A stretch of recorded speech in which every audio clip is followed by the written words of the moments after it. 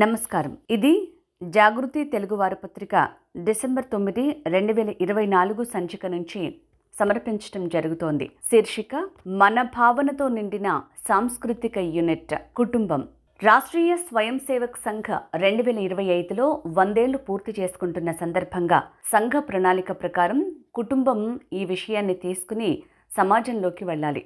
ఎందుకంటే కుటుంబం అనేది చాలా గొప్ప సమాహారం అన్నారు సర్ సంఘ్ చాలక్ డాక్టర్ మోహన్ భాగవత్. లోక్మంథన్లో 23వ తేదీన ప్రత్యేకంగా ఏర్పాటు చేసిన కార్యక్రమంలో ఆయన కుటుంబ ప్రబోధన్ అనే అంశం మీద ప్రసంగించారు.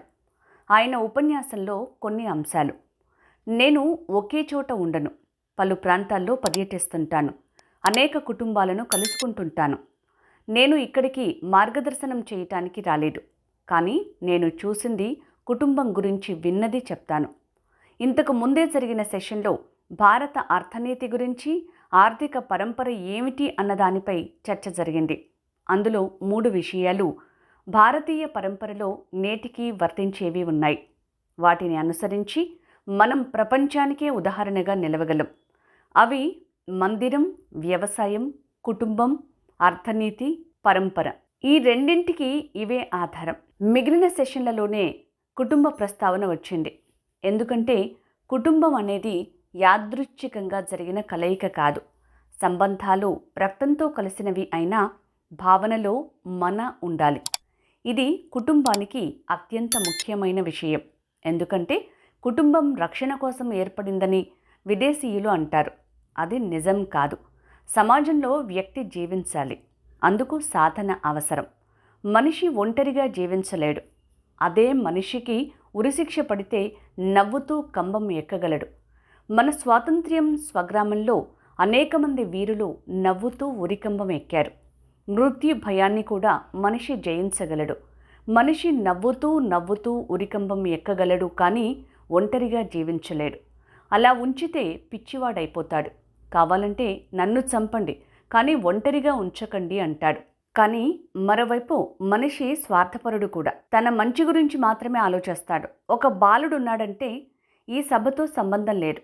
అతనికి తాను ఆడుకోవాలన్న భావన ఒకటే ఉంటుంది. బయటికి వెళ్ళాలంటే ఎవరో ఒకరిని తీసుకుని వెళ్తాడు. కానీ పెద్దవాడు అవుతూ నేర్చుకుంటాడు. కానీ ఆ నేర్పించే వ్యవస్థ ఏంటి? అదే కుటుంబం. సమాజ యూనిట్ కుటుంబం. పెద్దయిన తర్వాత కూడా కలిసే ఉంటారు. కానీ వర్తమానంలో జీవితం ఎలా తయారైందంటే కలిసి ఉండలేరు. 2 ఇళ్ళు అవసరమవుతాయి, దూరంగా ఉంటాయి. పరిస్థితులు వారిని అలా చేశాయి.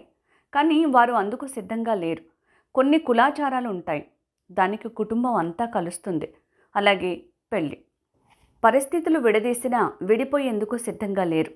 కలిసి ఉండటం ముఖ్యం కాదు, కలిసి ఉంటూనే మనిషిని సామాజికం చేయటం ముఖ్యం. చిన్నపిల్లాడికి తన ఆకలి, తన సుఖం, దుఃఖం మాత్రమే తెలుస్తాయి. కొంతకాలం తర్వాత తల్లి ప్రేమ, తర్వాత తండ్రి ప్రేమ అర్థమవుతుంది. తల్లికి సోదరి చూడ్డానికి ఆమె అమ్మలాగే ఉంటుంది కనుక పిన్ని, బాబాయ్, మామ, వారి పిల్లలు ఇవన్నీ నెమ్మదిగా అర్థం చేసుకుంటాడు. ఈ కొత్త తరంలో ఇది తగ్గుతోంది. కానీ పాత తరాన్ని అడిగితే వారికి తెలుస్తుంది. దూరపు చుట్టరికాలు కూడా వారికి తెలుస్తాయి. మనిషి స్వార్థపరుడే, కానీ సమాజంలో జీవించాలి. ఎలా? అందుకే బంధుత్వాలు కలుపుకొని మనం అన్న భావన తేవాలి. ఈ భావనను నేర్పటానికి కుటుంబం ఉంది. అక్కడ మన అనే భావన ఉంటుంది. తాను ఒంటరిని కాదని తెలుస్తుంది. తాను కేవలం తన కోసమే జీవించటం లేదు, అందరి కోసం జీవిస్తున్నాను అని తెలుస్తుంది. అతడు పెద్దవాడవుతుంటే ఆ కుటుంబంలో పనిచేసేందుకు మనిషి బయట నుంచి వస్తుంది. కానీ ఆమెను కూడా పేరు పెట్టి పిలవకూడదు. వరుస పెట్టి పిన్ననో అత్తనో పిలవాలి. పని మనిషి అయినా సరే ఆమెకు కూడా సంబంధం ఉంది, రక్త సంబంధం కాకపోవచ్చు. అందుకే వరుస బట్టి పిలవమంటారు. ఇంట్లో ఉన్న ఆవుకు, కుక్కకు కూడా ఆహారం విడిగా వెళ్తుంది. భోజనానికి ముందు పెదనాన్న కంచంలోంచి కొన్ని మెతుకులు తీసి పెడుతుండటం కనిపిస్తుంది. అది ఎవరి కోసం అంటే చీమలు, ఈగలు, పక్షుల కోసం. ఇంత ఇవ్వాలా అంటే అవును, వాటి తర్వాతే మనం. దృష్టికోణం విస్తారమవుతుంది. తాను కేవలం కుటుంబం కోసం, చుట్టుపక్కల కోసం మాత్రమే కాదు, మన జీవనం కోసం ఉపయోగపడే మనుషులు, పశుపక్ష్యాదులే కాదు, ఇంటి పెరట్లో ఉన్న చెట్లు కూడా మనమే. కుటుంబం ఆవల పరివారం ఉంటుంది. అంటే ఆ పరిసరంలో ఉండేవారందరూ పరివారం. యాజకుడు వస్తాడు, ఎవరో కూడా తెలియడు. కానీ అడిగాడు కనుక ఏదో ఒకటి ఇవ్వాలి. ఎవరు అంటే ఇంట్లో పిల్లలు ఇవ్వాలి. ఒక పిడికెడు బియ్యం, ఒక పైసా పిల్లల చేతికిచ్చి అతడికి ఇచ్చిరమ్మంటారు. ఆ రకంగా పిల్లవాడు తన కుటుంబం పరివారానికి ఆవల ఉన్నవాడు అని తెలిసినా అడుగుతున్నాడు కనుక ఇవ్వాలి అనే విషయం నేర్చుకుంటాడు. సమాజంలో మనం అనే భావన ఉంటుంది. అందుకే ఉన్నవాడు లేనివాడికి పెడతాడు. దీనికి శిక్షణ కుటుంబంలోనే లభిస్తుంది. తండ్రి సంపాదిస్తాడు, కుటుంబం అంతా తింటుంది. పిల్లవాడు సంపాదించటం లేదు, కానీ భవిష్యత్తులో సంపాదిస్తాడు. రేపు అతను మనని చూస్తాడా చూడడా అన్నదానికి గ్యారెంటీ లేదు. కానీ మనవాడు కనుక బాగుండాలి అన్నది భావన. పెద్దల్ని గౌరవించటం, ఎదుటి వారితో సర్దుబాటు చేసుకోవటం నేర్చుకోవటం వల్ల పిల్లలకు వివాహం అయిన తర్వాత ఇవే పనికొస్తాయి. ఈ శిక్షణ ఇంట్లో జరగకపోతే అక్కడికి వెళ్ళిన తర్వాత గొడవలు ప్రారంభమై సంబంధాలు విచ్ఛిన్నమవుతాయి. మన దేశంలో కుటుంబం ఒక ఆర్థిక యూనిట్ కూడా. ప్రతి కుటుంబంలోనూ పొదుపు ఉంటుంది. నోట్ల రద్దు వచ్చింది. ఆ సమయంలో బామ్మ తన పాత ట్రంకు పెట్టెను లాగి 20,000 తీసి వీటిని మార్చుకొని రా అని చెప్పింది. ఇంత డబ్బులు ఎక్కడి నుంచి వచ్చాయి అంటే నేను పొదుపు చేసి దాచాను అన్నది సమాధానం. ఇంత ఇలా మనవడి పెళ్లిలో బట్టలు కొనడానికి దాచి ఉంచాను అన్నది. అది ఆమె బాధ్యత కాదు, మన అన్న మమకారం. రామమందిర నిర్మాణం కోసం మనస్ఫూర్తిగా ఇచ్చారు. పాకిస్తాన్తో యుద్ధమైనప్పుడు శాస్త్రీజీకి బంగారం ఇచ్చారు. కుటుంబాలు కేవలం పొదుపు మాత్రమే చేయవు, వ్యాపారాలు కూడా చేస్తాయి. ఇప్పుడే కనక సభాపతి గారు ఒక ఉదాహరణ చెప్పారు. ఆనంద్ అనే బిలియన్ల బ్రాండ్ వ్యాపారంలో దెబ్బతింటుందట. 2 సార్లు విఫలమైంది. ప్రతిసారి అతడి బామ్మ డబ్బు సాయం చేసి నిలబెట్టింది. నేడు అది దేశంలోనే అతిపెద్ద బ్రాండ్ అయింది. ఎగుమతిదారయ్యాడు. భారతదేశంలో అనేక వ్యాపార సంస్థల్లో ఇది జరుగుతుంటుంది. వాటి ప్రయాణంలో ఏదో ఒక సందర్భంలో ఇంటి మహిళ సహాయపడటం వల్లనే అది కొనసాగిందని ఆయన చెప్పారు. కుటుంబం ఆర్థిక యూనిట్, సాంస్కృతిక యూనిట్. అది ఎంత ప్రాచీనమైంది. చరిత్ర కళ్ళు తెరిచేసరికి మన సంస్కృతి ఉచ్చస్థాయిలో ఉంది. నేడు కూడా ఉంది, కానీ అది స్వర్ణయుగం.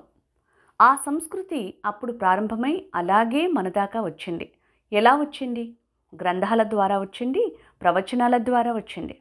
కానీ ముఖ్య కారణం అది కాదు. ఏదైనా కొనేందుకు బజారుకు వెళ్ళినప్పుడు 100 మామిడి పళ్ళు కొంటే ఆ దుకాణదారు మరో 5 కలిపేస్తాడు. భారత్లో ఎక్కడికి వెళ్ళినా భారత్ అంటే అఖండ భారత్. ఆఫ్ఘనిస్తాన్ నుంచి బర్మా వరకు, టిబెట్ నుంచి శ్రీలంక వరకు ఎక్కడికి వెళ్ళినా ఇది కనిపిస్తుంది. అన్ని భాషల్లోనూ దీనికోసం పదం ఉంది. ఇదేమైనా గ్రంథంలో రాసిందా? ఇది ఎలా వచ్చింది? బాహ్యంగా కనిపించే సంస్కృతి ద్వారా కాదు, ఆడటం, పాడటం, వస్త్రధారణ కాదు, అంతర్గతంగా ఉండే స్వభావం వల్ల వస్తుంది. మొత్తం సమాజ స్వభావం అది. నడుస్తూ నడుస్తూ ఎవరైనా పుస్తకాల మీద కాలు పెడితే ఎంత పెద్దవాడైనా సరే వంగకపోయినా ఒకసారి నమస్కరిస్తాడు. ఎందుకంటే అది విద్య, సరస్వతి. గ్రంథంలో రాయలేదు, కానీ సమాజం మొత్తం పాటిస్తుంది.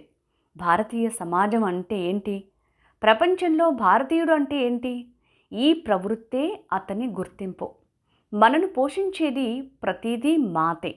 నది, భూమి, దేశం అన్నీ కూడా మాతే. గతంలో ఉమ్మడి కుటుంబాలు ఉండేవి. అందరూ కలిసి ఉండేవారు.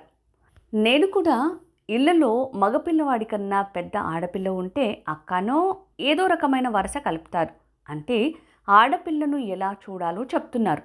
సమాజంలో సాంస్కృతిక యూనిట్ కూడా కుటుంబం. మీ కుటుంబం చిన్నదా పెద్దదా అన్నది ఆలోచించండి. నూతన తరానికి ఈ జ్ఞానం వెళ్తుందా? మనం వారికి ఇస్తున్నామా? ఇది చూడాలి. ఇది జాగృతి తెలుగు వారపత్రిక డిసెంబర్ 9, 2024 సంచిక నుంచి సమర్పించటం జరిగింది. శీర్షిక మన భావనతో నిండిన ఒక ఆర్థిక సాంస్కృతిక యూనిట్ కుటుంబం. నమస్కారం.